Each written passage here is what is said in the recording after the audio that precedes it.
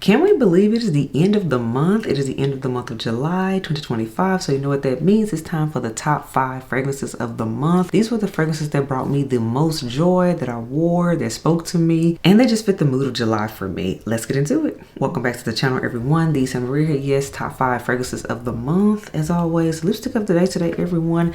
I kept it very simple. I did MAC Root For Me pencil and the Fenty Gloss Bomb situation. This is the Fenty High Shine Gloss Stick, and this is the shade Is It Fussy. I've done a demo of this one before in my shorts, but this is what it looks like. Quick and easy and effective. We love that. Next up, we have fragrance of the day, you all, and I rocked out with a new sample I got in my recent order from Ex Nihilo, and this is Gold Immortals, the extrait version. Let me tell you something. I hated the original Gold Immortals, but this extrait, this is a win. This is a yes.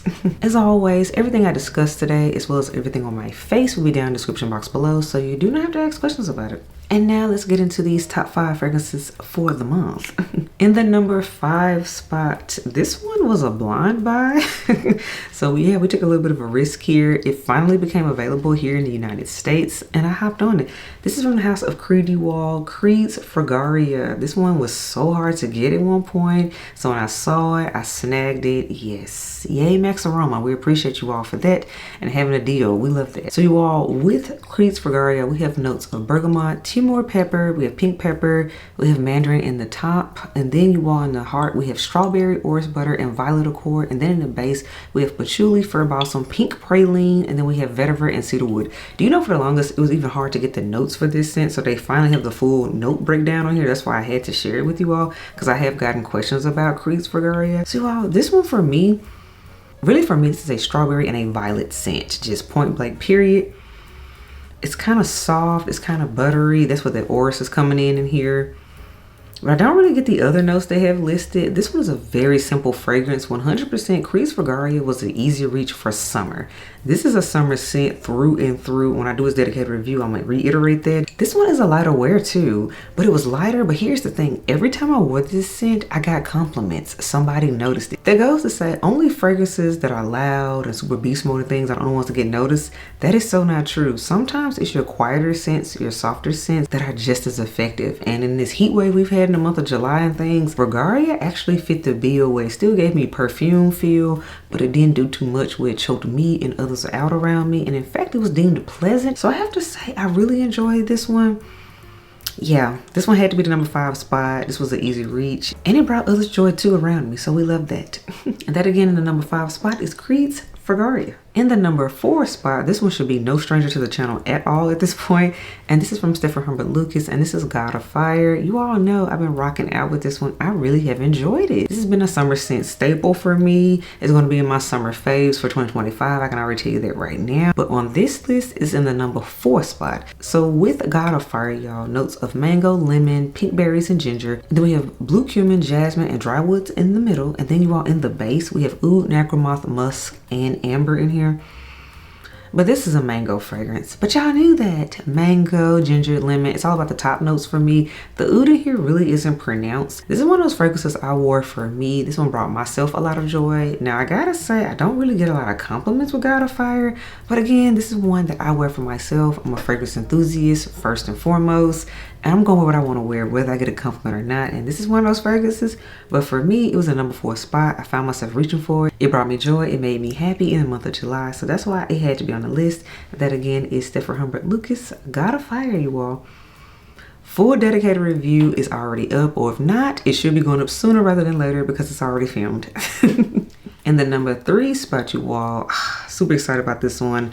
Bvglari's Omnia Crystalline, the EDP version. They re-released this one. It's been years since this scent has been out, so I'm super excited. They've given it a facelift and everything. The original EDT version is my all-time favorite scent, most purchased scent. That was my signature scent for years. So I was missing it, but I was like, I want to see what this new EDP is doing when I heard the announcement about it. So I picked one up, you all. So with this new edition of EDP, it has pear accord, we have green mandarin, we have green tea in here, you all, jasmine flower, and then we also have musk and sandalwood essence in here.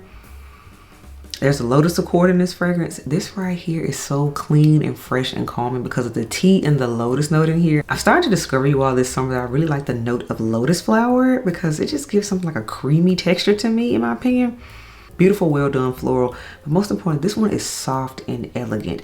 Now, in comparison to the original, this is a little bit thicker, a little bit denser, but it's still light at the same time. I don't know how they do it, but one thing about the perfumer, which is Alberto Moriles, he made the original one. I'm glad they kept him for this EDP version, this new updated version. So I knew it was going to be good. It was going to give what it needs to give because he does those effortless, chic, airy type of scents so well, and he nailed it. And that's why I was really enjoying Bvglari's Omnia Crystalline, the EDP, in the month of July. It was just perfect when I wanted something that smelled pretty, but also fresh, but it wasn't going to be too thick and dense in the middle of this heat wave we were having. Y'all, this scent was everything, and that's why I had to make a list.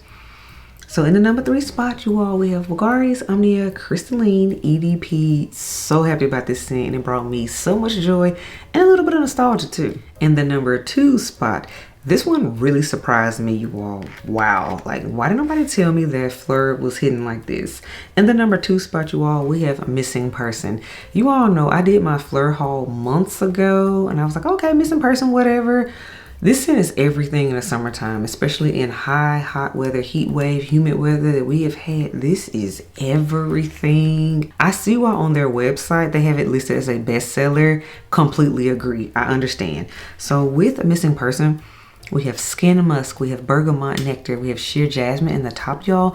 Then in the base, we have Fresh Cyclamen, Neroli Blossom Orange Flower, and then, y'all, we have Sandalwood, Blonde Wood, and White Musk. This is a fresh but skin scent at the same time, a musky fragrance.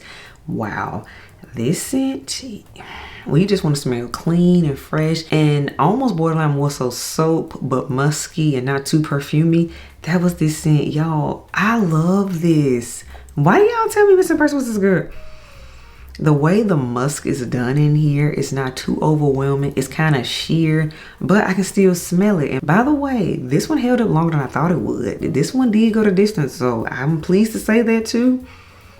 Missing Person is pretty. It has almost an aldehydic situation, even though it isn't officially an aldehydic scent, but the musk in here, wow.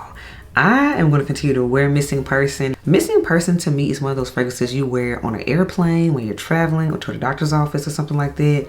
This scent is everything. Signature scent worthy in my opinion, and especially as a summer scent, one of the best discoveries for me within my collection. Absolutely obsessed with Missing Person from PHLUR, and that is why it is in the number 2 spot. And finally, we have the number 1 spot. And I'm gonna tell you why this is the number 1 spot, because believe it or not, it almost got decluttered, but it had a redemption story. You all, the number 1 spot goes to this one right here, Mizensir's Poudre. I've had this fragrance for over a year. I wanna say it's almost been 2 years, if I think, 1.5 to 2 years, somewhere in there. This is one, I couldn't quite figure it out when I first got it, because I got it back in the cold weather. And I was like, oh, okay, it's nice. It had a lot of hype around it, somewhat, sorta, in the fragrance community here on YouTube. So I got it. Plus, I love this house, Mizensir. I love Alberto. He's my favorite perfumer. So I was like, okay. It was a blind buy. I got it then, but I didn't really wear it because I couldn't figure out when I should wear it, right? Y'all, I finally figured it out. Poudre is a summer scent.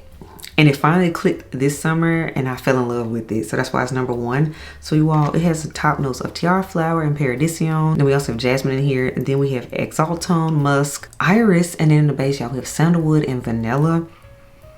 It's the tiara flower in here with the musk and the sandalwood and vanilla. This is sheer, this is elegant, but this is summertime sheer elegance.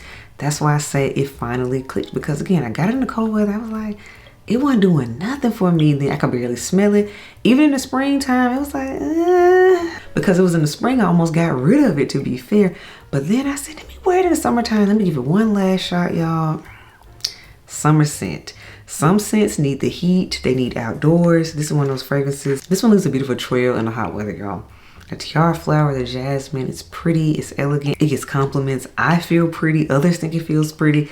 yeah, so total 180 on my opinion of this scent. I finally figured it out, and this is why I'm not as quick to get rid of fragrances if I smell them in one season and I hate it, because sometimes I can smell it in another season and I'm like, oh wow, I love this. What was I thinking? Some scents just do better in different seasons, and for me that was Poudre, and that's why it is in the #1 spot. This is now a love, yay, and a summer favorite for 2025. So all right everyone, that wraps up this edition of Top 5 Fragrances for the month, July 2025 edition.